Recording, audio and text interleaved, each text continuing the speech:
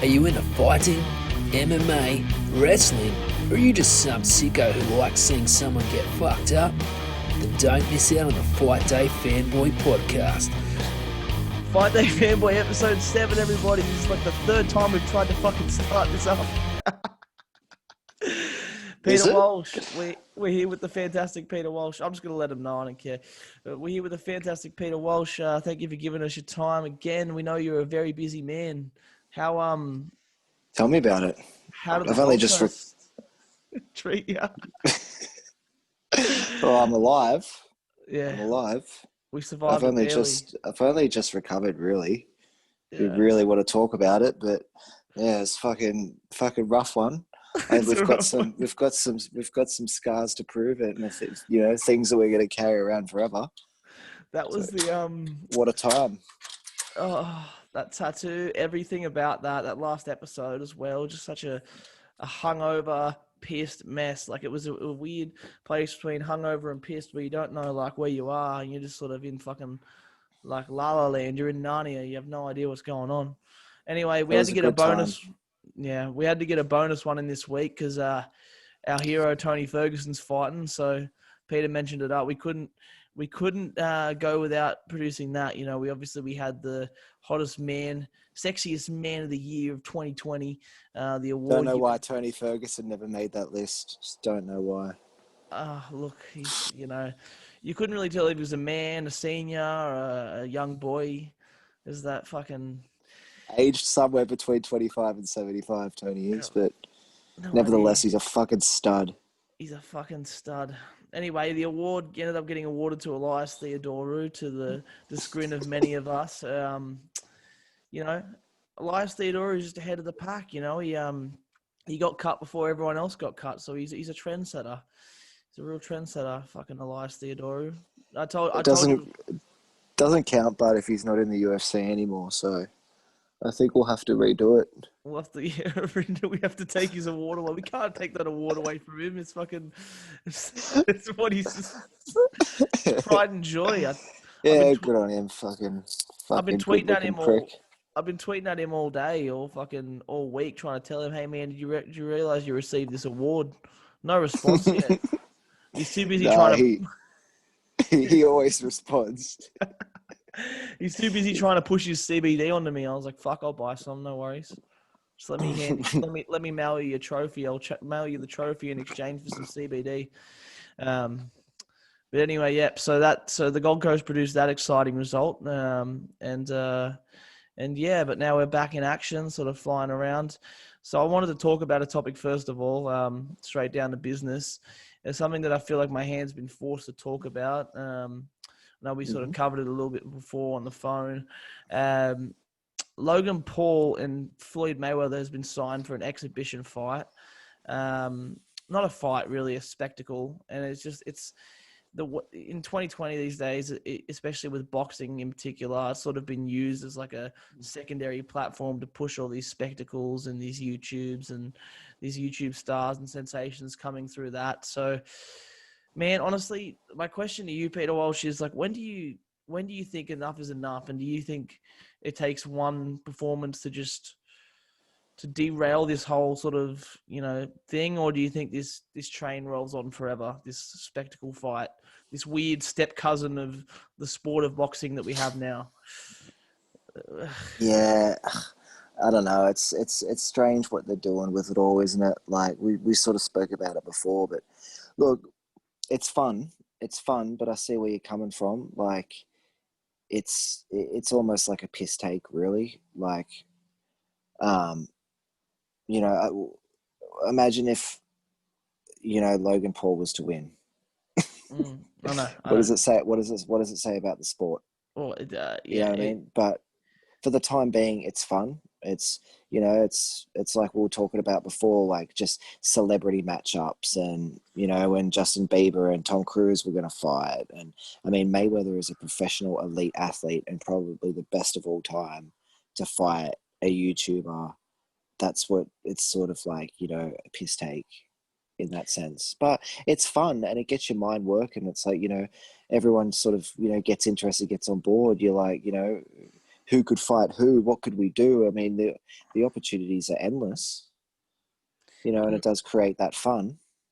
Yeah. Yeah, In Mayweather's mind. Sorry. Yeah. is that In what you May. sort of mean by the question? But like, Yeah. Yeah. I Well, don't that's know. what I mean. Really. I don't know where they're going with it. Like, fucking, but it's In my fun. in my brain, what end result does it produce? In my opinion, like obviously it's money, Mm. money, money. But is there anything beyond money for Logan Paul, for Jake Paul, for any of these other YouTubers? Is there any like sort of pathway into boxing, some celebrity pathway into professional boxing? Are they good enough? And Yeah, none of them have actually knocked out a boxing a proper actual boxer. boxer. Yeah, Yeah. So like, where do we yeah. go from there? You know what I mean? Like it's just We just have to see what happens in the fight. we just Really, like, I think that's why it's interesting. Like, yeah. Mayweather's has to win that fight. Mayweather's not a dumb guy. He's not 50-0 because he's stupid. And he's at that age now where he's not gonna take dumb fights. He's only gonna take stuff that's gonna pad his record even more. He's not gonna put himself in a situation where he would actually feel like he would be in harm. Like, even if he was to fight McGregor again, I mean, it was quite, people could say it was a one-sided match, but McGregor tested him very well. I don't think he'd want a fight like that again. He only wants these fights that are going to get him money, and he's going to easily win. He's not in any harm. I don't think he's in any harm. In Mayweather's mind, he's already retired. He's using what he's got now to make a few more $1 million, and I think he spends money like a fucking, like he's in Las Vegas the first weekend of his life every fucking weekend. So I think that's sort of the position he's in at the moment as well. Yeah. I don't know how true that whole tax man thing was. I know there was like a lot reported on it, but it seems Well, that's another thing. If that is true, he's coming back and getting money because he's in debt. Who knows? Yeah. But I mean, it's the shortest amount of work for him for the largest amount of money. And as far as these YouTubers go, it's the same sort of deal. Like, for 30 minutes in a ring, you get paid several million. Like, I don't know what their paycheck is going to be like, but I would find that anyone would be attracted to that. And yeah, they say, oh, we don't need to do this. We're so successful, and our media and YouTube and all that sort of career. But boxing and fighting, it is that one sport where you get paid the most for the shortest amount of work. Yeah. I mean, I'm not taking away that the training camp can be brutal, but as soon as that bell rings, you're getting paid thousands of dollars a second. Yeah. I'm just happy. In a sense. I'm just happy that it's happening to boxing and not MMA, because MMA is still being kept pure. And I think there was a lot to learn from bringing even smaller stars in, like CM Punk, you know what I mean? Like, just to see. That's why I'm not so bothered about it. They're taking the piss out of boxing, and fucking cool. Eventually, no one's going to care. It's all going to be MMA. And that's the one positive thing you can say about Dana White is I feel like even though he is reaching for those money fights and stuff, he's still not going to try and water down and delegitimize the sport. Whereas boxing, there's millions of promoters, and it's a bit of a Wild West sort of promotion, and anyone that can get their hands on whatever they do, is just going to go and do that and get the biggest paycheck. So, kudos to them. Do whatever they do. Keep getting their money. And honestly, there's nothing... I can't look at the Paul brothers in a negative light. I just can't. I actually think they're smart. If I was in that position and I could get that kind of money, I'd be fucking happy to do doing it as well. And to be honest, there's actually better ways for them to make that money and that amount of money than boxing. So for them to just do that and even step in and do whatever they want and create that beef, they've obviously seen and modeled themselves after someone like Conor McGregor and gone, man, we can make some serious money here and do all that stuff. And, good on them. Look, and I'm glad they're just doing it in a place where there's a limited rule set where it can seem a bit more legitimate. Because if any of those Paul brothers step in the octagon, they're fucked. They're fucked.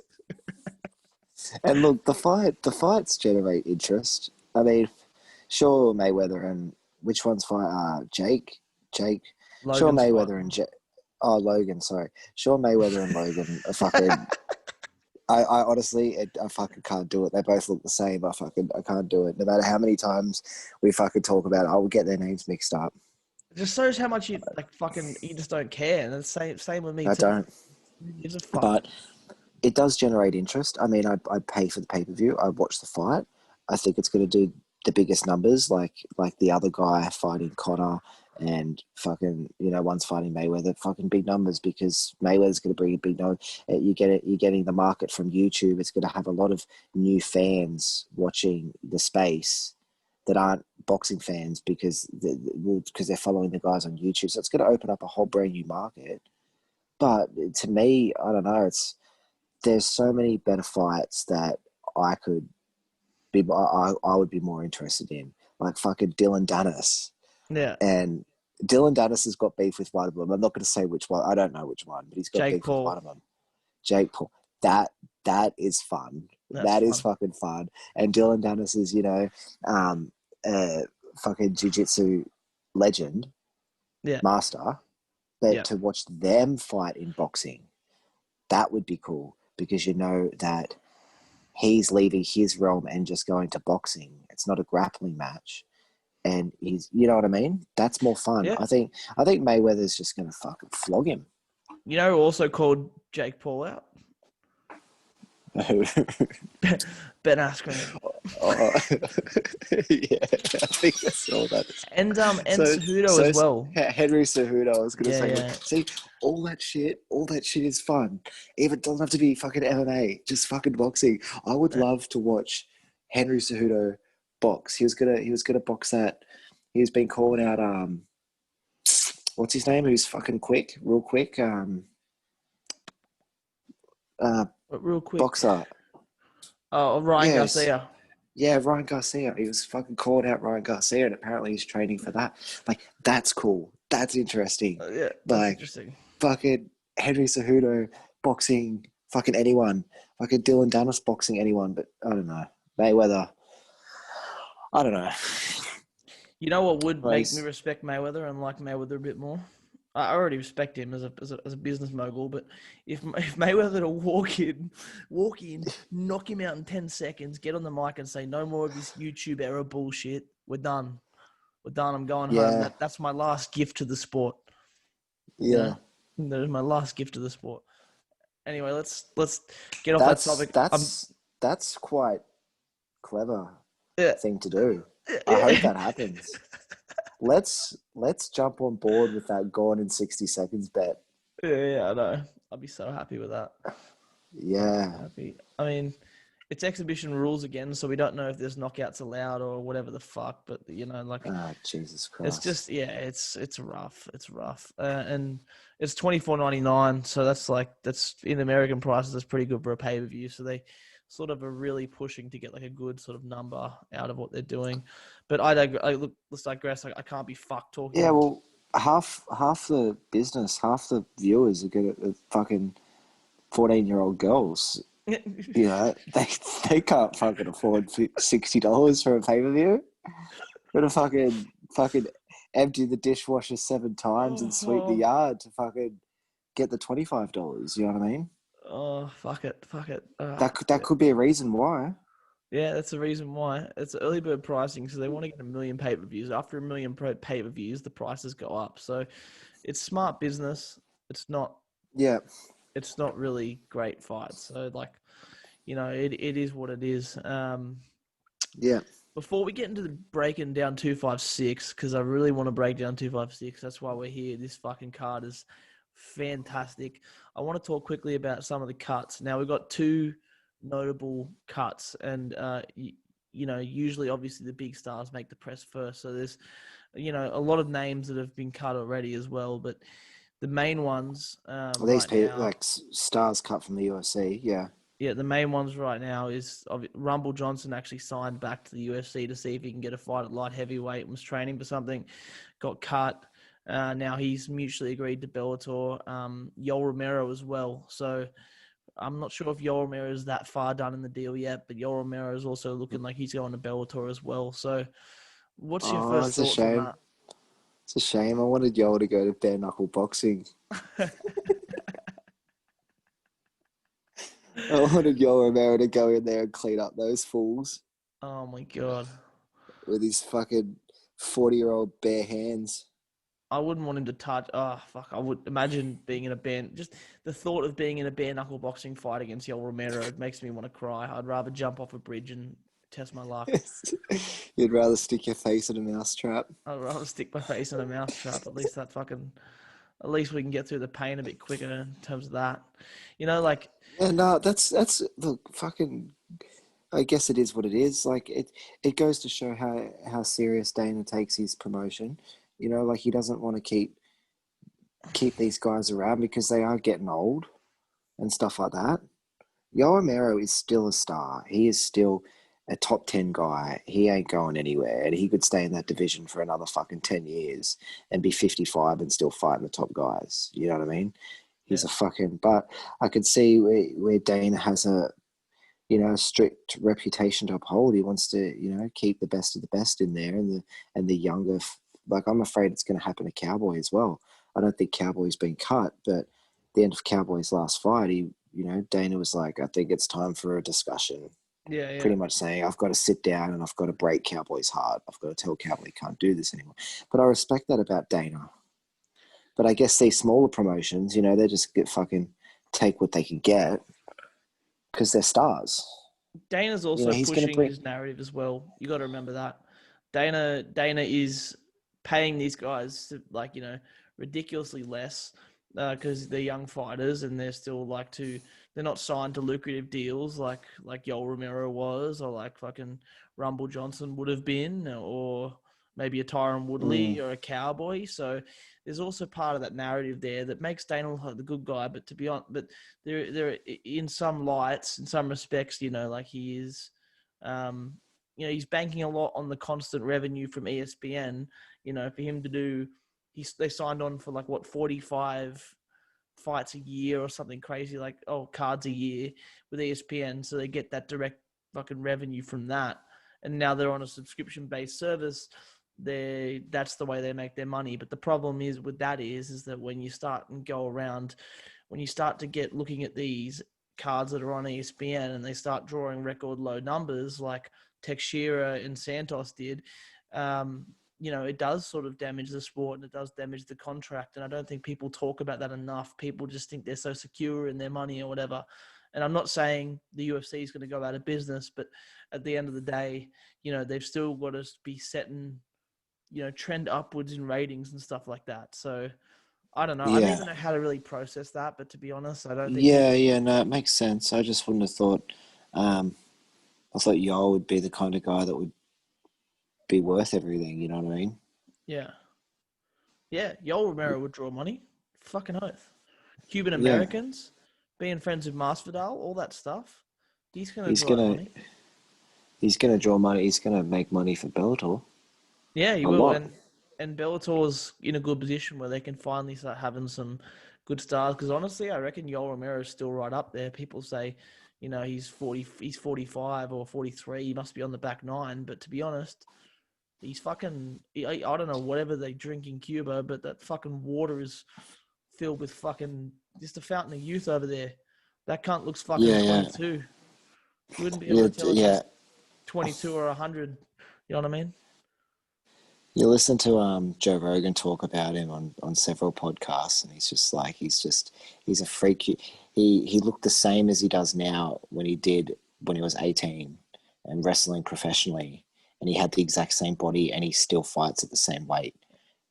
And that's not human, to fight at the same weight 24 years later, to keep that physique for that long. It's fucked. It's so you know what fucked. I mean? Yeah. Yeah. And, some people like Michael Bisping would insist that he's on steroids, but that's a whole nother conversation. Yeah. No, it's just, he's a crazy specimen. He's a crazy fucking specimen. He'll be right. He'll be still fighting in 10 years. He'll be fine. One last thing as well with this whole sort of situation that's going on, a lot of people are asking and saying, do these guys, these ex-UFC guys, do they deserve immediate title shots in Bellator? Because a lot of people are saying these guys are, and I believe it, they're good enough to be Bellator champions. We've already seen enough people go over and win the Bellator title from the UFC. Yeah. So do they deserve immediate title shots? Does that fuck their own promotion up? Or, on a grand scale, does it make it bigger? Because it does make it bigger. No, like, where do you think that sits? Do they deserve immediate title shots, Peter? Do they deserve immediate title shots? Not my problem. Are you going to start watching Bellator or fuck? Look, the reason why I say it like that is because I'm not. I mean, I do watch Bellator. Wouldn't say that I'm an avid follower of it. I'd be watching it now to watch Yol fight because I'm a huge Yol fan.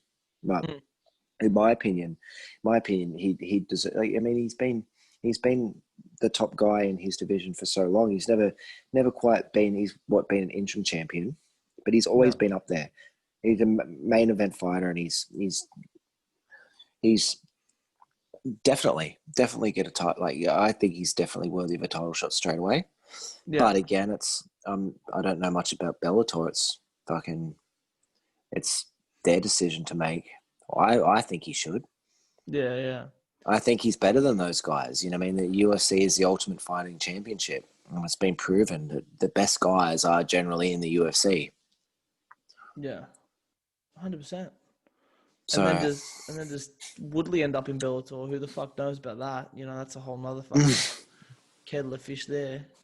Because Bellator has the money to do this kind of thing. Like Bellator, like their parent company is Viacom, who's much bigger than the William Morris endeavor or anyone that, you know, has a stake in the UFC.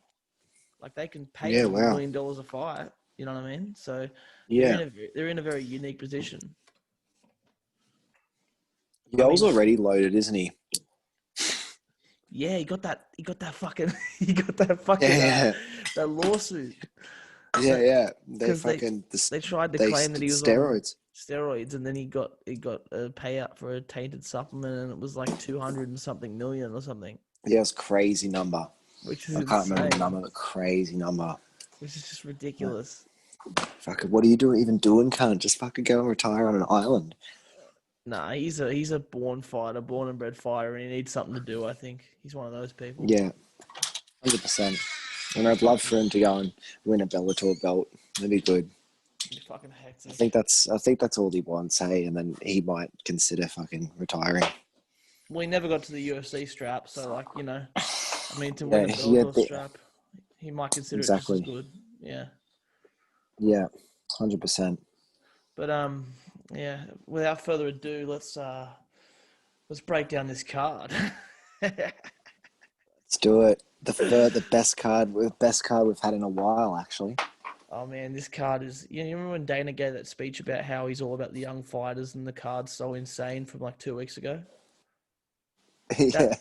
That's what I see from this card, really.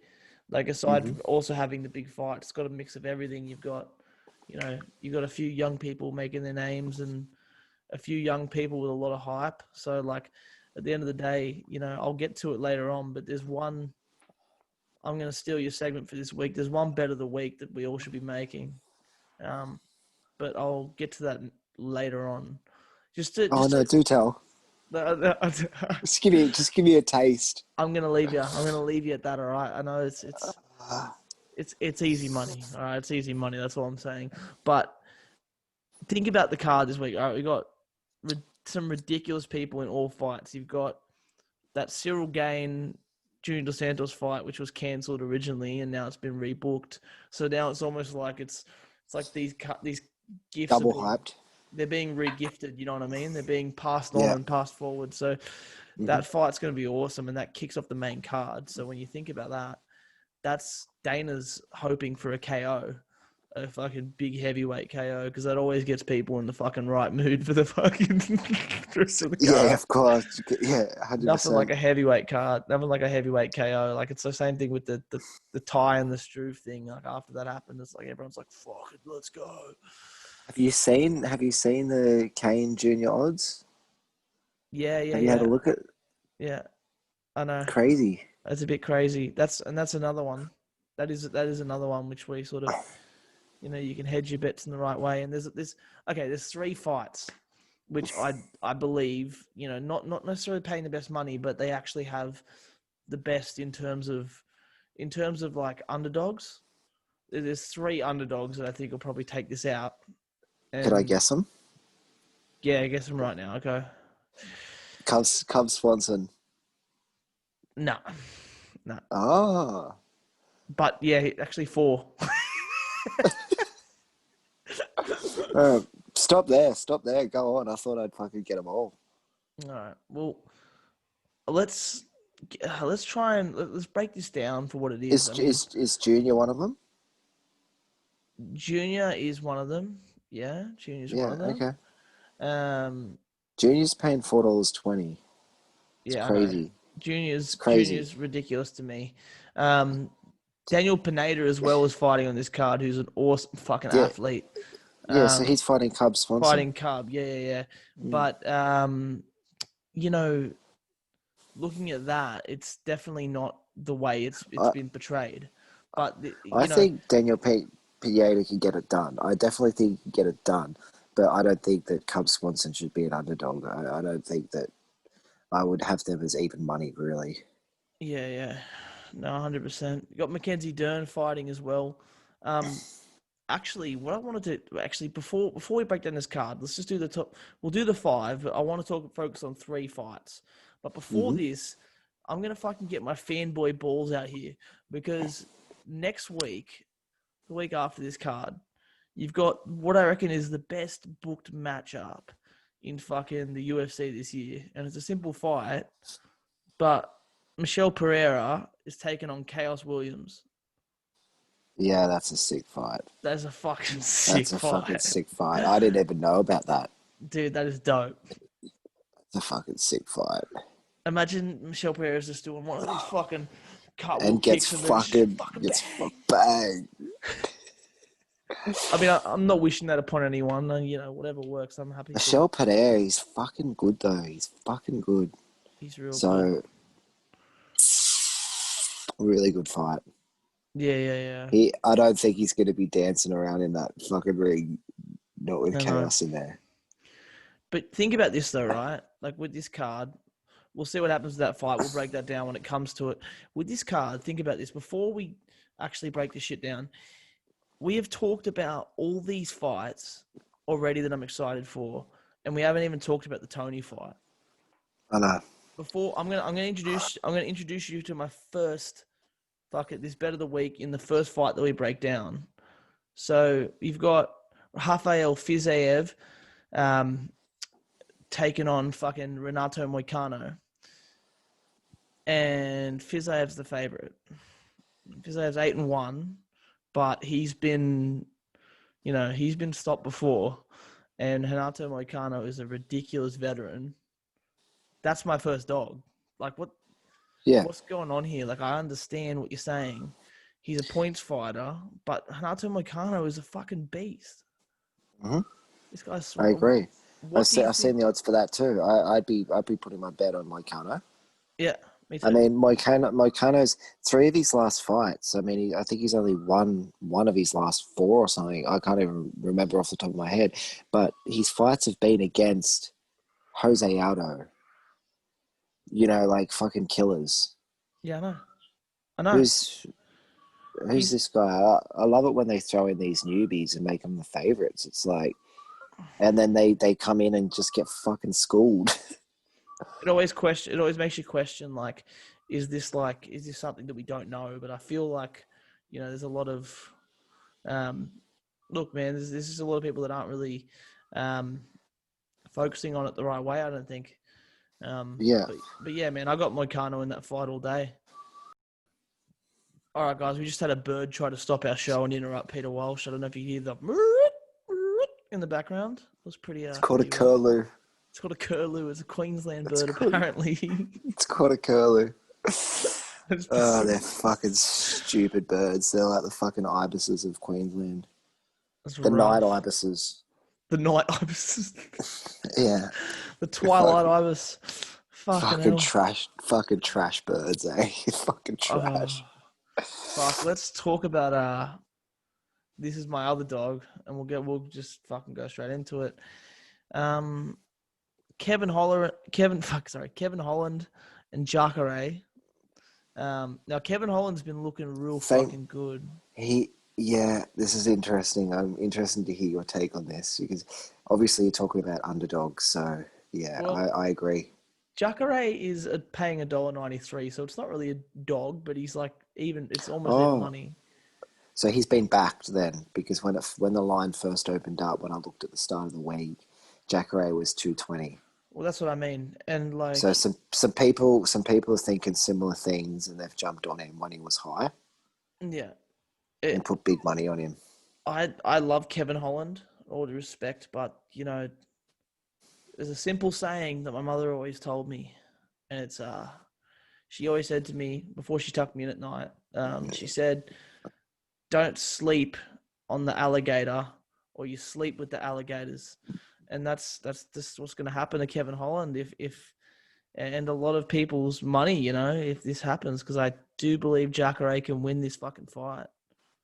Yeah, I I mean, do too. I don't know what your opinion on is. What's your No, call on that? Or what do you think? yeah, I think Jacare's. I haven't seen much of Holland's career until as of late. You know what I mean? Like, and his rise has been pretty swift. Like he's got a lot of hype behind him, but he's also been stopped. He's calling out You know, Adesanya already.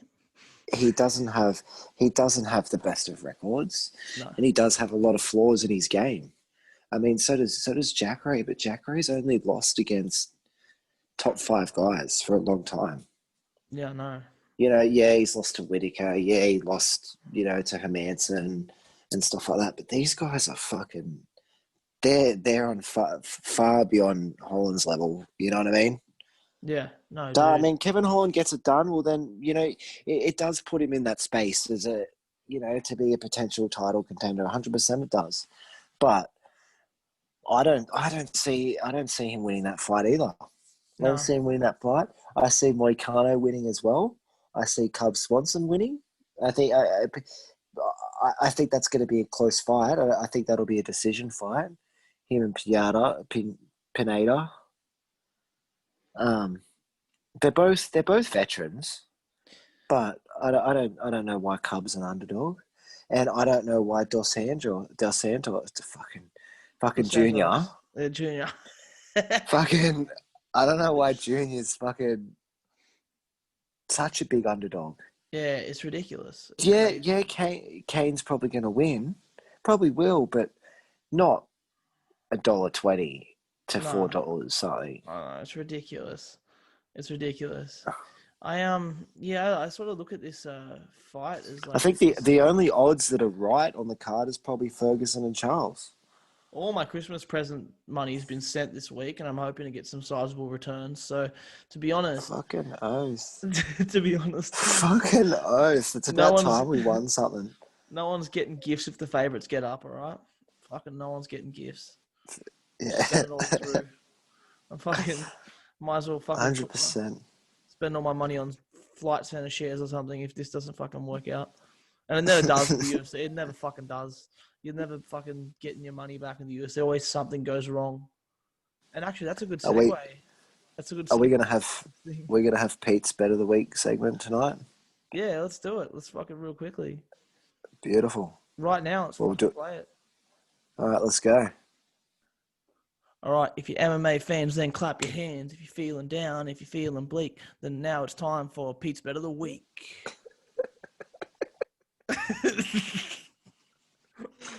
It is. It's time, and I'm gonna make you money. I'm gonna make your bank account great again. Follow my five-legger this week. Exactly right. Follow my five-legger this week.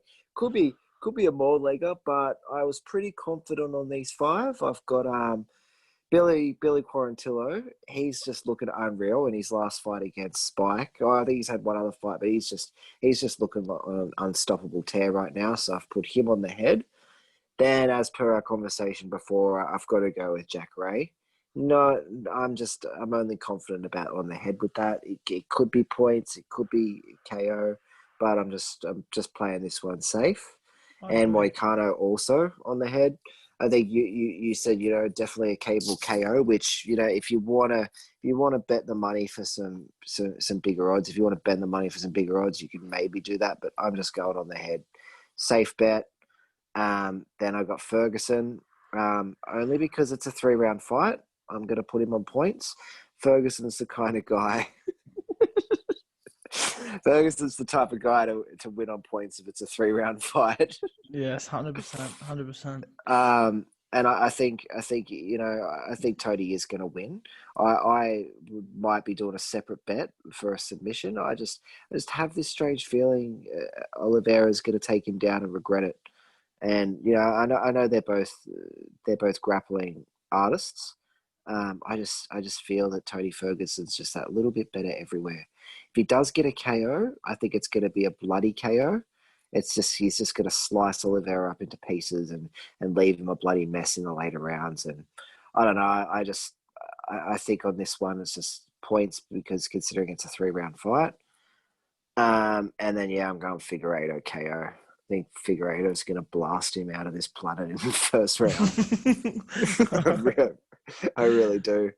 So that's my bet. I've put $20 on that with a power play to return, I think, $16.40 and fucking a friendly 4 cents. Get on board. There you go. That is your and gamble and gamble responsibly. That is your bet of the week. And apologies to the Oliveira and Moreno family for those horrible visual images. We hope there's no danger brought to this, and then the gentle arts of mixed martial will present a nice result between 2 or 4 great competitors. Back to our breakdown. And may the best man win. All right, that was a very impromptu bet of the week. Pete's bet of the week there. Now pretty confident about this one. Back to our regularly scheduled programming. Yeah, actually, I see it happening too. 5 legs. You got to be confident. That's the goal. Yeah, you never seen a good-looking dog with 5 legs, but unless it's came from Peter's brain, Anyway, back to the regularly scheduled programming. Let's switch it around, all right? Because I think this is quite a easier prediction. Let's go with the main event first, and then we'll put the real main event, the people's champ, Tony Ferguson at the end. Figueiredo's looking fucking amazing. And now he's faced with the assassin baby in Brandon Moreno, who's also looking fucking amazing. But here's my quick opinion, and I'm going to give you my prediction before you can even fucking speak, because that's how we do it in this podcast, because I'm the man. Anyway, I do think that Figueiredo is something special. I think he's gotten his broom, and he's slowly started to clean the division. He's at probably about 70% right now, and I think he's doing a good job, and I don't see anything happening. And it's crazy that I'm saying that, because Brandon Moreno is fucking talented. He's a killer, and he put away Brandon Royval pretty well. He did an awesome job. So here's my opinion. I just think Figueiredo is too good for fucking the division. I think he's one of these very special stars that we got to witness. And, we got to see this rise happen properly in 2020. And, yeah, I just think Figueiredo's on a warpath, man. I don't think anyone can stop that beautiful Brazilian man. Agreed. The floor Couldn't is have yours. said it better myself. Nothing more to add? Well, we spoke about him before. We still don't know how good he is, and we don't know. He seems to be just great everywhere. He's just fucking great everywhere. I mean, he won his last fight in round 1 by submission, and a crazy transition submission. That stuff that you just levels that you don't see to the game. You know what I mean? Yeah. Then his fight before that was a KO. You just fucking, as far as he's a scary dude, and he's just a fucking scary dude, and he's just we still don't know how good he is, but I'm just going off his last 2 fights. He's just gonna fucking. This is a big call. Run through this guy as well.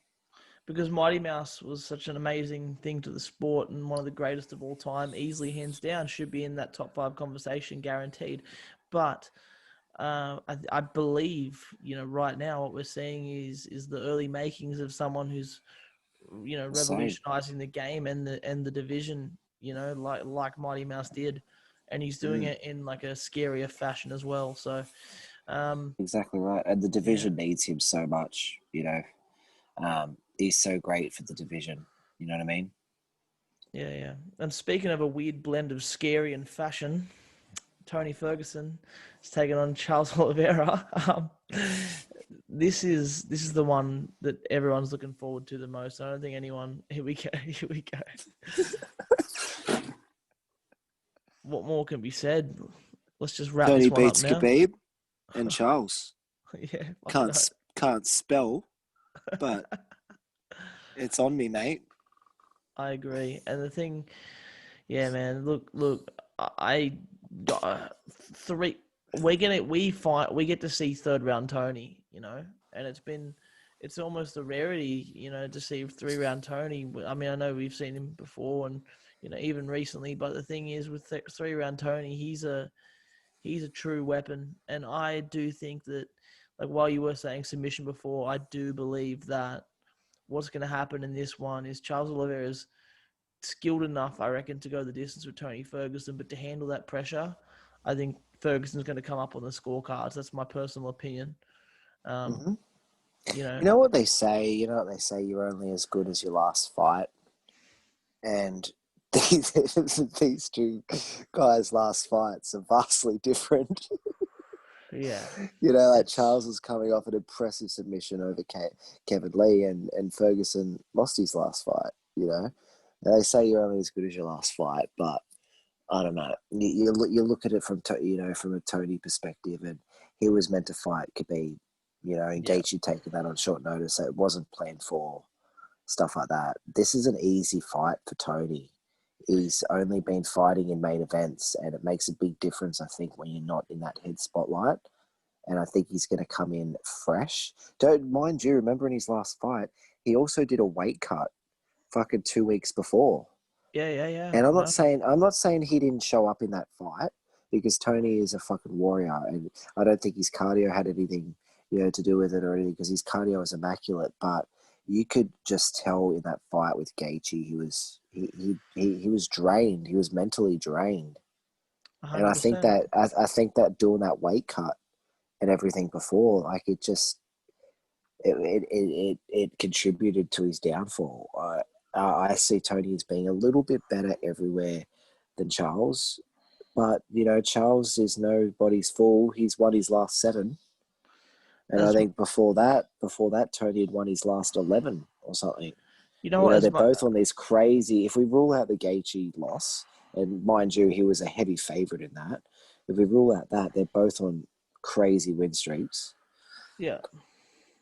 As much as I agree with you, I can't agree with you to some certain extent, and this is what I really wanted to talk about coming into this. Everyone's mental game, can be a factor, and it is, but unless you're Tony Ferguson. Unless you're Tony, and that's the thing. To me right now, I look at this, and Tony Ferguson's the kind of guy to smoke cigarettes to fight lung cancer. And you know what? Here's my take on it. Anyone can make assumptions about someone mentally going into a fight, but I think the one thing that you can't make a mental assumption on in the UFC or in fighting in general is Tony Ferguson, because I don't think you can define Tony Ferguson mentally, because the pieces of his brain that he leaves in interviews and the whole rapid rants that he goes on, I can't even begin to even understand where he is. All I can understand is I know where his motivation lies, and it seems like there's a bit of a different fire this time. But to be honest, I don't think any of us can answer that question. I think he'd have a hard time answering that question. And to be honest, if you go and watch the recent ESPN, it was with the Mac Life, media day with the Mac Life, he looks distraught. He looks angry. He looks pissed. He made a quote. He said, when you're asked to save the world, and then it's a bit fucking loopy, but when you're asked to save the world, you don't always get a medal. You get told you didn't do good enough, and like he said, he went on this whole rant about how he feels like he's been rejected and denied from a lot of the fights he's been gotten. And some of it's true. Some of them I don't. Some of them I disagree with to a point. But you know what? At the end of the day, if he's coming through with that sort of motivation and it's that kind of person, it seems like he wants to kill in the octagon. And nothing's more scary than a dangerous Tony. And I guess we'll have to figure out if Charles Oliveira is up for the task. And to be honest, did a really good job shutting out Kevin Lee in his last fight, and he might show us something special as well. But to me, they both have shut out Kevin Lee, so there's no competition there. But some people say Tony's a slow starter. I don't think that that's the case at all. I think we're going to see a different Tony in a 3-round fight for sure. As Tony's cardio is not a factor. I'm dying to see what Tony looks like in a 3-round fight. He is going to push an incredible pace on this guy, and I don't even think he's ready for it. And Oliveira's got a crazy pace, but it's not Tony Ferguson. And I think if Tony Ferguson wins that first round, the fight's his. Yeah, it's going to be a battle of rounds. Who can win the round? And I think if Tony puts that pace out from the moment the gates open and he wins that first round, then the fight's his. I don't see Oliveira getting anywhere in competition with that fight. But Tony is also a kind of guy who takes a lot of hits and he throws rounds away because his pace comes through in the end and he doesn't go anywhere. But I think if he can come out quick and win that first round, it's all over. Yeah. That's the best way that I could probably break it down. You know what I mean? It's all going to happen in the first round. I honestly think you'll know how the fight's going to go at the end of round 1. Yeah, that's very true. And it's very true of a lot of 3-round fights like that. And with Tony in the mix, it's up on the air. But the thing is, the good thing about Tony Ferguson is, he's going to deliver in some way. He's the people's main event. Every time you want to see him, it's eyes on. Every time there's a Tony fight, everyone turns, especially the hard MMA heads, the people that know what this sport's about, they fucking turn. And all we know about this fight card right now, before predictions or anything else, or what we know, it's going to deliver. Something's going to happen. It's the wild card in this fight. So we just have to wait and see for what it is. 100%. I can't wait, bro. But yeah, now it's time for us to shut up and watch the fight. It's Tony time, bitches. It's Tony time, bitches. And best of luck to everyone. All right, thank you guys. It's been another Fightday Fanboy. A bit of a fun one, bit of a quick one, bit of a bonus one. Getting back on track from the Off the Rails episode in the Gold Coast, which was very fun. And, I look back at it as a pretty proud work. Peter Walsh, thank you for joining us. I know you're a busy man. I know you've got work early in the morning, but he's doing these 6-hour sleeps for you boys, all right? He's doing it for all of us. It's the gift that always keeps on giving. Champ shit only. Champ shit only. It's been another episode of Fightday Fanboy. Thank you guys for tuning in. So make sure you jump on Instagram, YouTube, then like, follow, and subscribe. Because if you don't, you're kind of like a bit of a dipshit, eh?